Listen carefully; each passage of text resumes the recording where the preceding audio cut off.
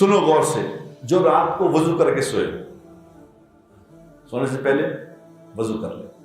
وضو کر کے یہ جو میں نے بتایا تینوں کل پڑھے،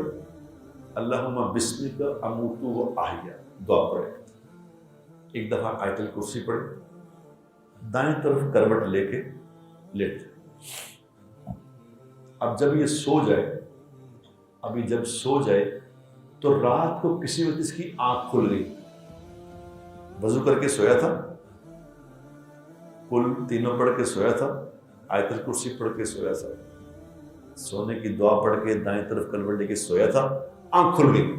اب جو ہی اس کی آنکھ کھلے تو حضور اکرم صلی اللہ علیہ وسلم نے فرمایا جب اس کی آنکھ کھل جائے تو یہ جو اس وقت اللہ سے مانگے گا اللہ کو وہ چیز کو دینی پڑے گی،